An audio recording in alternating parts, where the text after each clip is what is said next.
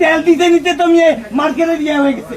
দুষ্টামি ফাজলামি করতে বসে ব্যবসা করতে বসে এটা ব্যবসা না করে এভাবে রিলিফ দিয়ে দেয়। নবীন পাঞ্জাবির মগবাজারের বিশাল সেন্টারের শোরুমে কম দামে পাঞ্জাবি বিক্রি করা। জনগণরে কম দামে পাঞ্জাবি বিক্রি করাতে, কারণ তারা তো মানুষকে ঠকাইতে পারে না নবীন পাঞ্জাবির জন্য। ওই কারণে তারা ওই পাঞ্জাবির দোকানটাই বন্ধ করে দিছে। জনগণকে কীভাবে ঠকাইবে, জনগণকে কীভাবে মারবে এই চিন্তা ভাবনা করে। জনগণের কীভাবে জনগণের হাতাইবে, জনগণের টাকা নিবে, জনগণের পকেট কাটবে, এই কারণে ওরা এই পাঞ্জাবির দোকানটাই বন্ধ করে দিছে। বিএনপির প্রভাবশালী লোক উনি, বিএনপির প্রভাবশালী লোক, প্রধানমন্ত্রী তারেক রহমানের বন্ধু, এই কারণে দোকানটাই বন্ধ করে দিছে। তাইলে তারেক রহমানের বন্ধু যদি এরকম করে, আরেক বন্ধু ছিল যে সময় প্রধানমন্ত্রী তারেক রহমানের মা প্রধানমন্ত্রী ছিল, হাওয়া ভবন ছিল, তার বন্ধুকে সাথে নিয়ে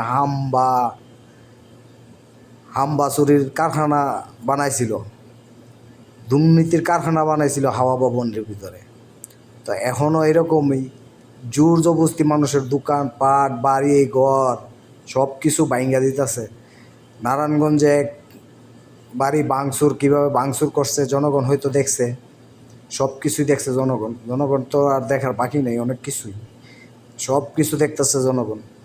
বিএনপি আমার মনে হয় না আল্লাহ রহমতে 2 বছর বাংলাদেশের ভিতরে টিকতে পারবো। 2 বছরের ভিতরে বিএনপি পালাইতে হবে বাংলাদেশ থেকে। আওয়ামী লীগ যেভাবে পালাইছে বিএনপি এইভাবে পালাইতে হবে। আবার আওয়ামী লীগ ব্যাক আসবে ইনশাল্লাহ, আওয়ামী লীগ আবার ব্যাক আসবে। কারণ আওয়ামী লীগ কোনো খারাপ করে নাই, বহুত কিছু করছে আওয়ামী লীগ।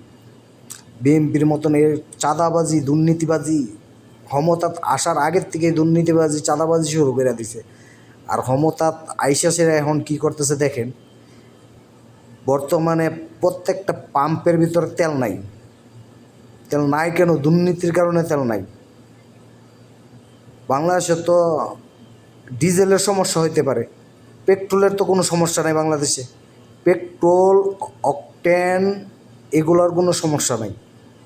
এগুলো তো গ্যাসের সাথে যেটা আসে ওইটাতেই সব কিছু বাংলাদেশের পর্যাপ্ত পরিমাণ আছে।